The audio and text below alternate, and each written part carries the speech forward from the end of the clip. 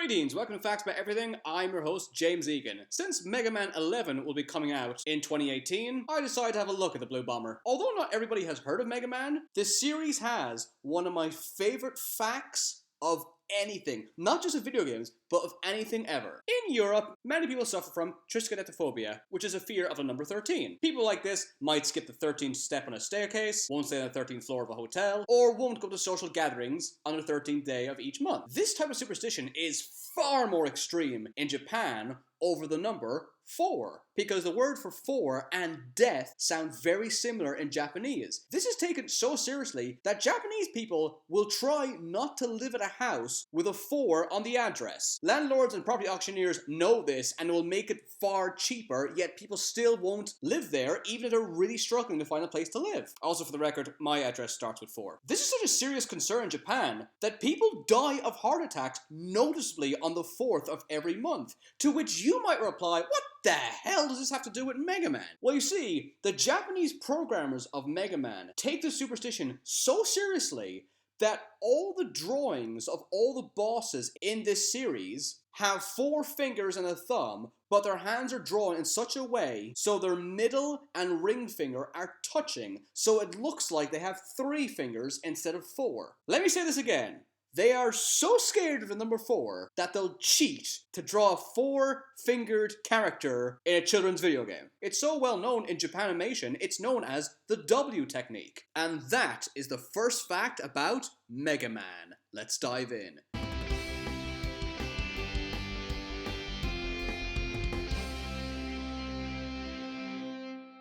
The original Mega Man game came out in 1987. It was a really big deal when it first came out. It did not follow a linear level system. From the very beginning, the player could choose what level they wanted to do in whatever order they wanted. This was actually pivotal to play the game because of how the bosses worked. If you beat a boss, you would obtain their power. So you obtain fire powers from Fireman, ice powers from Iceman, and so forth. However, each of these powers works against a different boss. So the player has to figure out what works on what to make fighting the bosses as easy as possible. It basically works similar to rock, paper, scissors. You can figure out what powers work against what just using common sense. Water is effective against fire, fire is effective against grass, sound waves are effective against cars? Mega Man is called Rockman or Rock in Japan. He couldn't be called Rockman in America because crack cocaine at the time was known as rock. Mega Man's creator is Dr. Thomas Light. He was inspired from Thomas Edison. Thomas Light's appearance is based on Santa Claus. Mega Man's nemesis is Dr. Albert Wily. His name and appearance is heavily based on Albert Einstein. Many players find it odd that the villainous Wily is based on Einstein. Isn't Einstein meant to be a good guy? The theory is that Einstein is seen as a villain in Japan because his mathematical formula led to the creation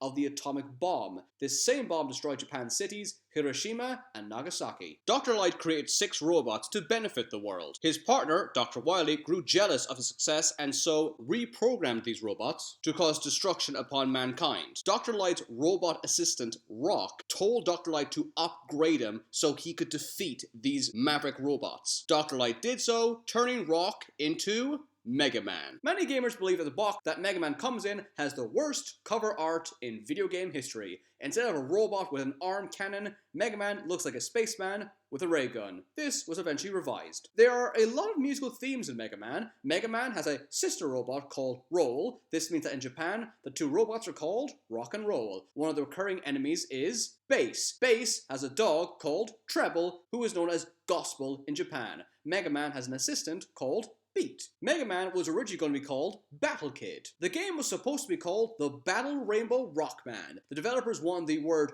rainbow to be in his name or the title because Mega Man changes colors when he absorbs enemies' powers. When Capcom created the game, they decided early on that Mega Man had to be blue. The Nintendo Entertainment System that the first 6 Mega Man games came out on could only hold 54 different colors. Of these colors, blue had the most shades, 12. Capcom thought Mega Man would look more distinctive if he was blue. Which was a really good idea, because if you see here, he actually appears more animated and clear than even Super Mario. Mega Man battled 6 bosses in the original game: Iceman, Fireman, Elecman, Bombman, Cutman, and Gutsman. There was meant to be a 7th boss called Bondman, but he was cut. Probably by Cutman. Why is he called Guts Man? He's wearing a construction helmet. What's that got to do with guts? What? I always thought it was a mistranslation of build or something, but if somebody knows, can you please let me know? This has kept me awake for the last 27 years. In Mega Man 2, if you hold down A while pressing start at the level select screen, the stars in the background will turn into peepees. Mega Man 2 was the first game where the bosses were created by Dr. Wily. He calls his creations Robot Masters. Mega Man 2 introduced Metal Man, often considered to be the best boss in the original Mega Man games. He was also the first Robot Master that Dr. Wily ever created. Metal Man's power, the Metal Blade, is considered to be the most overpowered weapon in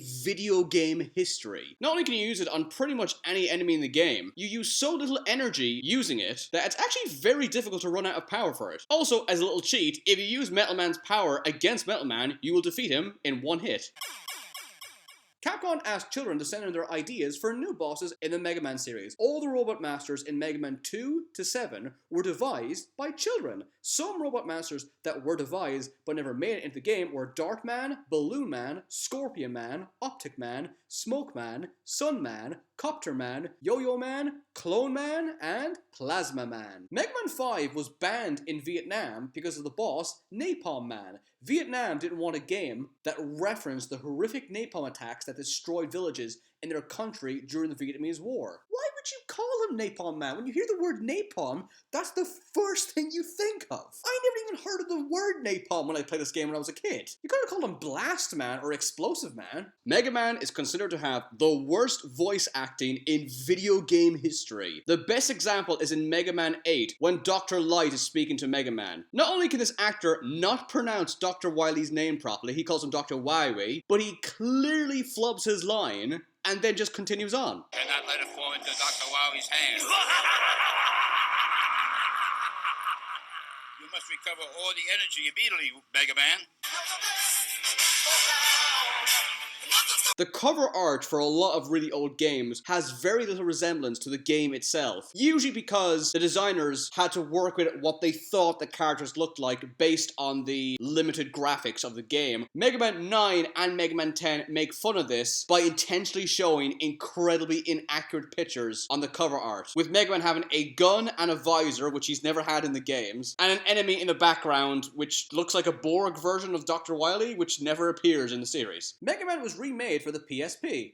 Oh yeah, the PSP. That was a thing. It was called Mega Man Powered Up. In this game, Mega Man fought two extra bosses, Oil Man and Time Man. Oil Man has a black face and thick peachy lips. Capcom received complaints because Oil Man resembled a blackface caricature. To avoid coming across as racially insensitive, Oil Man's body was remodeled so he was blue and had yellow lips. Dr. Light wanted to upgrade Mega Man so he could think and feel like a human being. However, it would take 30 years for these upgrades to be completed, so he sealed Mega Man in a capsule until the upgrade finished. Dr. Light died during this time. Mega Man was found a century later by another doctor called Kane. Kane was fascinated by Mega Man's ability to think like a human being, and so created his own robot based on Mega Man's specs. This robot was called Sigma. He was supposed to be the greatest robot in the world. Sadly, Sigma became corrupted and became Mega Man X's greatest foe. Mega Man X was often known as Mega Man 10. At the time, it was actually the 7th official Mega Man game. Mega Man 10 was released years later. In Mega Man X, Mega Man has an ally called Zero. Zero was supposed to be the new Mega Man in the X series. At the last minute, Capcom scrapped this idea because they were worried that fans would not like the drastic change in Mega Man's appearance. Zero was created by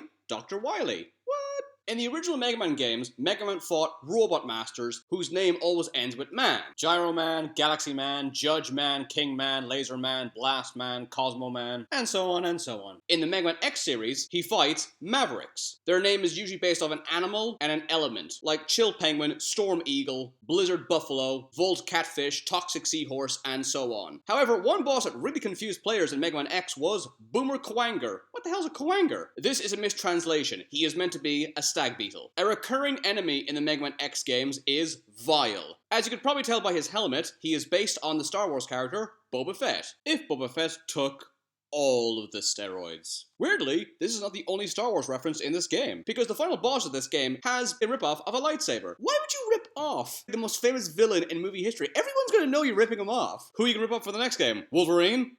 Oh, you did that.